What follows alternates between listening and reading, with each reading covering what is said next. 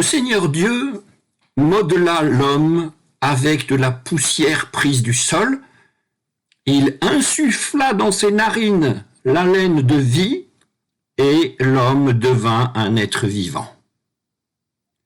Le Seigneur Dieu planta un jardin en Éden, à l'Orient, et il y plaça l'homme qu'il avait formé. Le Seigneur Dieu fit germer du sol tout arbre d'aspect attrayant et bon à manger, l'arbre de vie au milieu du jardin et l'arbre de la connaissance de ce qui est bon ou mauvais.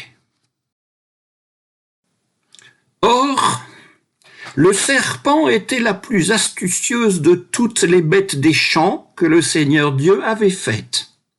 Il dit à la femme, « Vraiment, Dieu vous a dit, vous ne mangerez pas de tout arbre du jardin ?» La femme répondit au serpent, « Nous pouvons manger du fruit des arbres du jardin, mais du fruit de l'arbre qui est au milieu du jardin, Dieu a dit, vous n'en mangerez pas et vous n'y toucherez pas afin de ne pas mourir. » Le serpent dit à la femme, « Non, vous ne mourrez pas. Mais Dieu sait que le jour où vous en mangerez, vos yeux s'ouvriront et vous serez comme des dieux possédant la connaissance de ce qui est bon ou mauvais. » La femme vit que l'arbre était bon à manger, séduisant à regarder, précieux pour agir avec clairvoyance. Elle en prit un fruit dont elle mangea, et elle en donna aussi à son mari qui était avec elle, et il en mangea. Leurs yeux à tous deux s'ouvrirent, ils surent qu'ils étaient nus. Ayant cousu des feuilles de figuier, ils s'en firent des pagnes.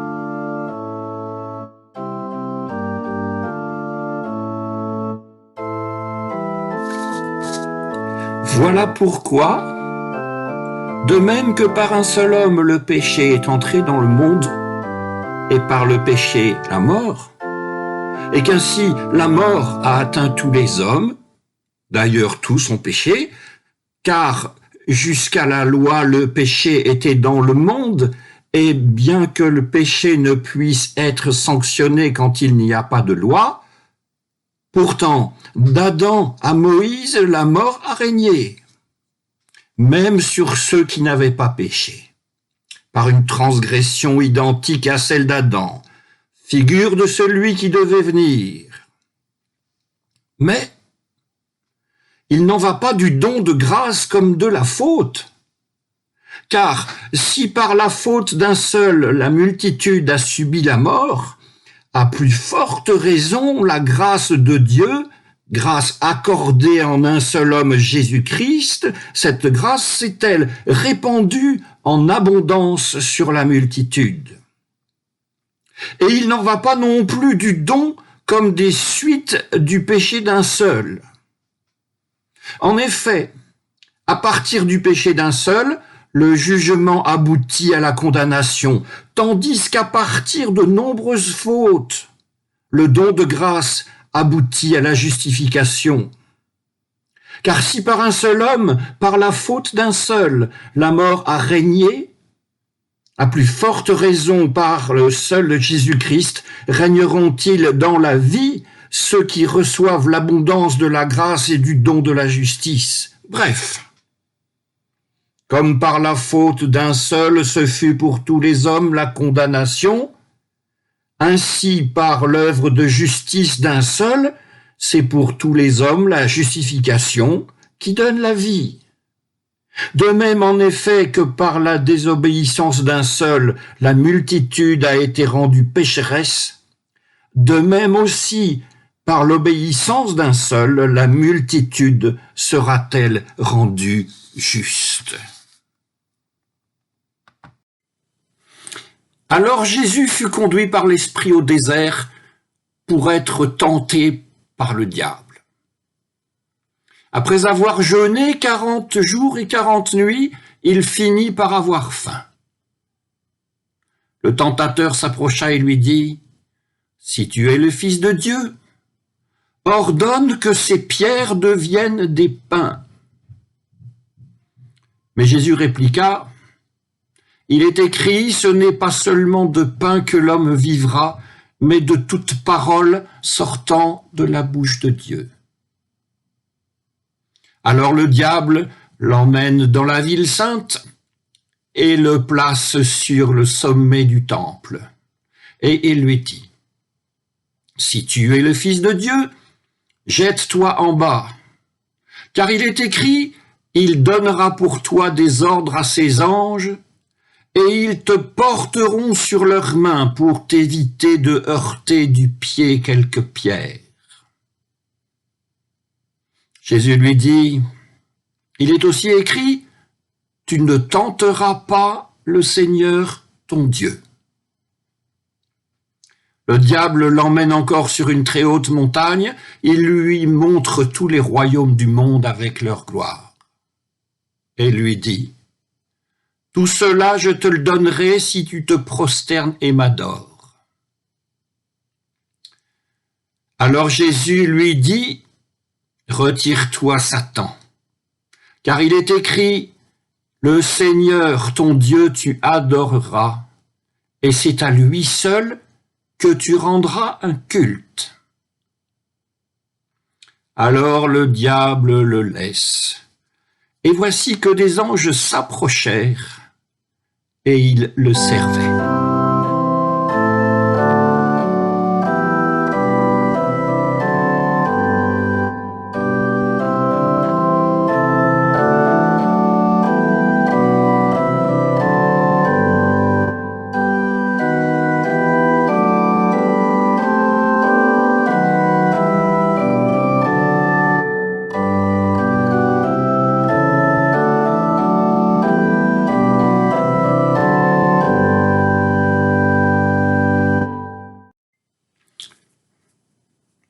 Je voudrais commencer en posant une question toute simple.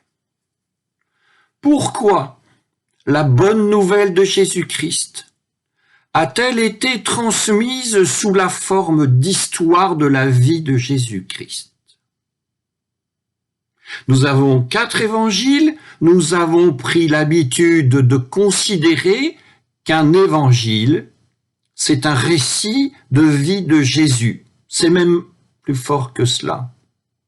Lorsque ces 4 évangiles sont regroupés en un seul récit, les fragments se complétant, dont le déroulement est totalement lié, par exemple, et surtout, à l'année liturgique.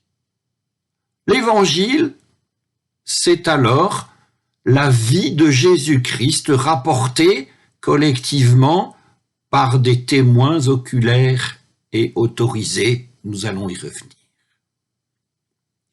Pourtant, évangile, ça ne signifie pas histoire, mais bonne nouvelle. Et la bonne nouvelle a un auteur. C'est d'après cet auteur, que parfois l'on ne connaît pas, mais c'est d'après lui, quand même, que l'histoire est connue. Bonne nouvelle de Jésus-Christ, Fils de Dieu, ou encore commencement de la bonne nouvelle de Jésus-Christ, Fils de Dieu, c'est un titre assez précis, selon Marc. Et selon Marc, ce titre est complet. Mais pourquoi fallut-il que cette bonne nouvelle prenne l'allure d'une histoire? On y revient, la question revient. Il faut dire que la bonne nouvelle a été transmise sous d'autres formes. Ainsi, exemple le plus connu, l'apôtre Paul a transmis l'évangile de Jésus-Christ sous la forme de lettres théologiques et sans aucunement insister sur la biographie de ce Jésus dont il parle, lettres donc aux Galates ou Philippiens ou Romains, il n'y en a pas tant que cela. Ainsi aussi, l'auteur de l'épître aux Hébreux a transmis l'Évangile, la bonne nouvelle, en utilisant un vocabulaire spécifique, très particulier, lié à une tradition du temple. Et la liste peut être prolongée en explorant tous les livres du Nouveau Testament et de l'Ancien aussi. Car la bonne nouvelle ne doit pas être circonscrite à un testament ni à l'autre, ni à un genre littéraire particulier, ni. Pourtant, lorsque nous arrivons à cette forme narrative particulière, usuellement appelée évangile, tout se passe comme si Jésus-Christ avait été, sa vie durant, suivi par plusieurs scribes fidèles et habiles à prendre des notes, habiles aussi à en faire une composition, et bien souvent alors, dans toutes sortes de discussions sur l'organisation de l'Église ou sur la vie que mènent les gens, nous nous heurtons à l'autorité de la chose racontée. Jésus a commandé ceci, Jésus a désigné un tel pour telle tâche. Nous nous heurtons à l'autorité de la chose racontée. Surtout, d'ailleurs, à l'autorité de ceux qui s'en réclament.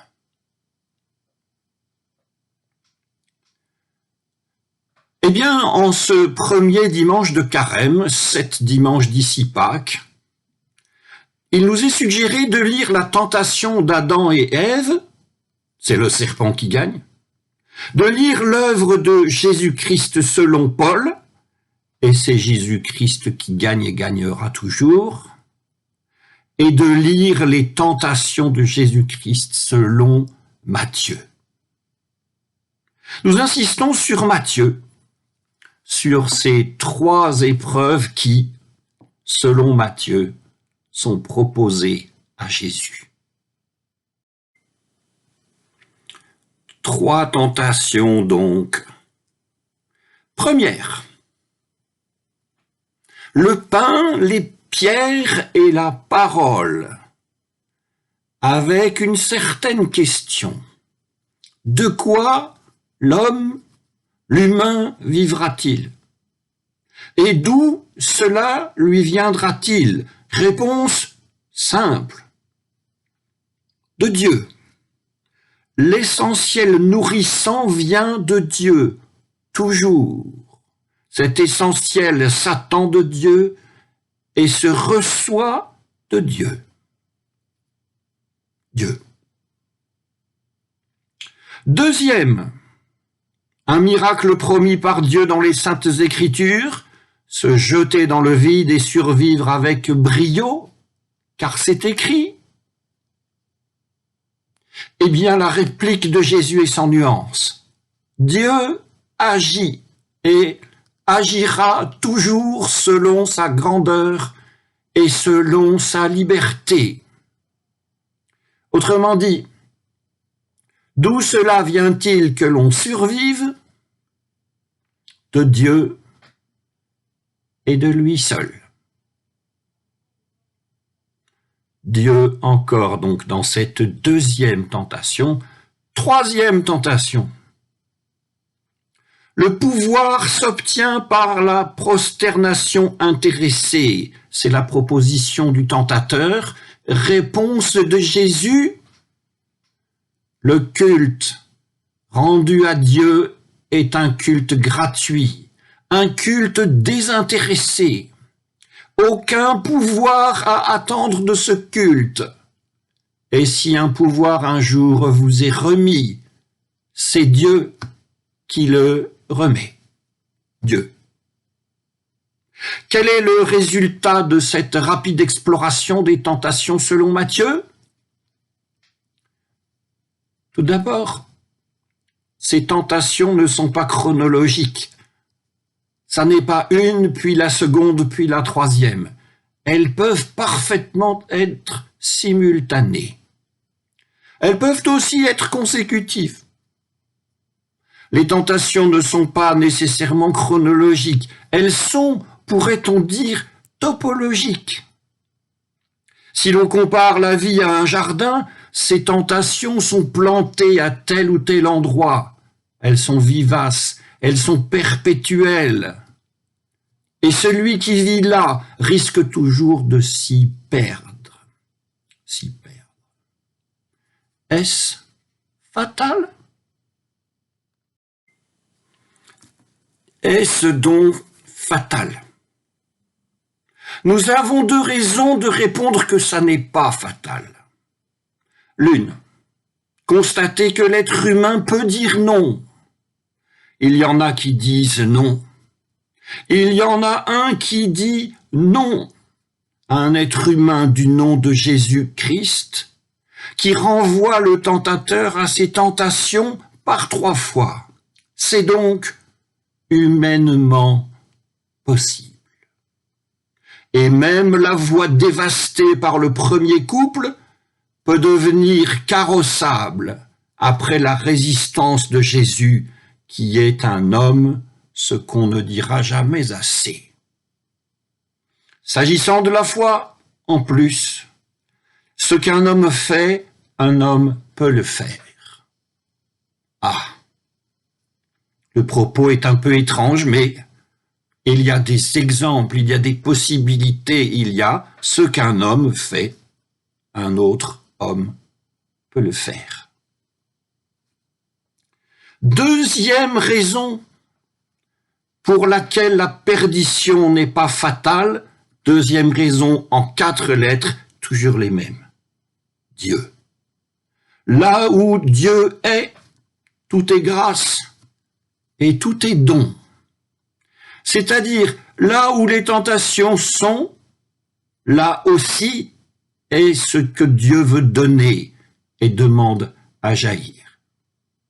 Ça n'est pas tentation puis résolution, mais c'est en même temps présence du tentateur, du tenté et du sauveur. Les 3 parlent ensemble. Ils parlent ensemble. Et nous ne pouvons pas imaginer une conversation courtoise bien assis autour d'une table de jeu ou d'un guéridon. Il y a bien un affrontement entre tous. Tout comme dans le livre de Job, lorsque Dieu, diable et Job se disputent au sujet de l'intégrité de l'homme, et tout comme l'homme proteste de sa propre intégrité devant Dieu et devant ceux qui parlent trop doctement qu'elle lui. 3 voix, donc, se font entendre. Laquelle va parler le plus fort? C'est-à-dire, on n'entendra plus qu'elle, et ce qu'elle dit l'emportera sur ce que diront les autres, l'emportera en volume ou en profondeur du propos. Bien sûr, nous avons nos favoris dans ce match. Et bien sûr aussi, nous préférons la victoire, façon Jésus-Christ, la victoire au désastre, façon Adam et Ève. Mais la vraie vie, de quoi est-elle faite? Elle est faite de victoire et de désastre, et aussi de retournements considérables, car avec Dieu et devant Dieu, le pire n'est jamais certain. Nul ne sait jamais quelle voix parlera le plus fort. Et si telle voix parle un temps le plus fort, nul ne sait combien de temps cela durera. Ce qu'il en sera à la fin, nous disons souvent, Dieu seul le sait. C'est une phrase juste qui, dans le cadre de notre méditation de ce matin, signifie que celui qui croit va continuer toujours sa réflexion et sa conversation avec diable et avec Dieu. Je ne dis pas Amen tout de suite. Carême donc. Qu'est-ce que carême? Le temps d'un apprentissage. L'apprentissage de cette conversation entre celui qui croit, entre celui qui tente et entre celui qui sauve. Et on nous en propose des éléments de cette expérience.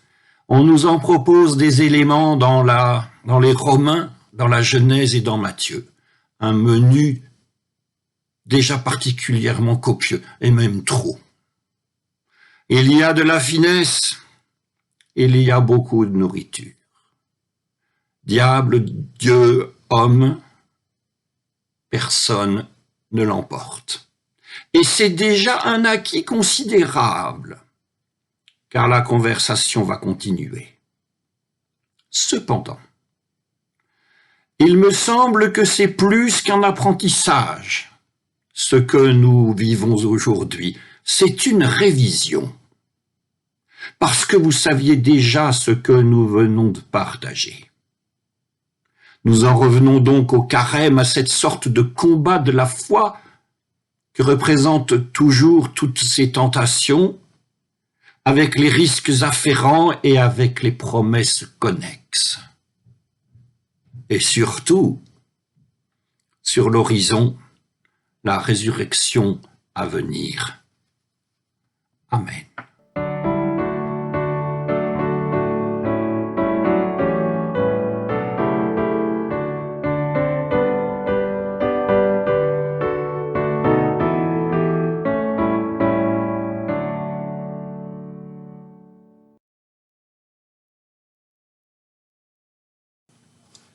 Seigneur notre Dieu, nous te louons et te remercions d'avoir voulu, dans ton incompréhensible miséricorde, t'abaisser si bas en ton Fils pour nous, afin que nous soyons élevés en lui si haut et pour toi seul.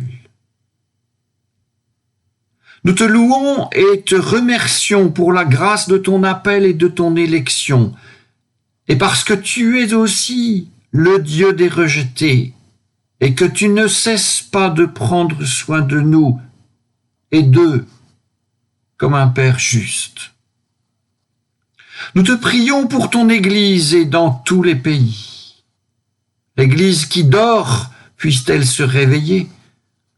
L'Église persécutée, qu'elle soit toujours joyeuse et certaine de sa mission, et pour l'Église confessante, qu'elle ne vive pas pour elle-même, mais pour ta seule gloire. Seigneur, nous voulons aussi te prier pour tous les gouvernements et toutes les autorités dans le monde entier, pour les bons, que tu les maintiennes, pour les mauvais, que tu convertisses leur cœur, ou que tu mettes un terme à leur violence, selon ta volonté pour tous, que tu te montres à eux comme celui dont ils sont et doivent rester les serviteurs. Nous te prions pour qu'on s'oppose à toute tyrannie et désordre, et que tous les peuples et les personnes opprimées soient aidés pour obtenir justice. Nous te prions pour les pauvres, les malades, les prisonniers, les perdus, les troublés, pour tous ceux dont toi seul peut-être connais la souffrance, toi seul consolateur, par l'espérance et la vérité de ton règne. Nous te disons, notre Père qui es aux cieux, que ton nom soit sanctifié, que ton règne vienne, que ta volonté soit faite sur la terre comme au ciel. Donne-nous aujourd'hui notre pain de ce jour. Pardonne-nous nos offenses comme nous pardonnons aussi à ceux qui nous ont offensés. Et ne nous laisse pas entrer en tentation, mais délivre-nous du mal, car c'est à toi qu'appartiennent le règne, la puissance et la gloire, pour les siècles des siècles. Amen.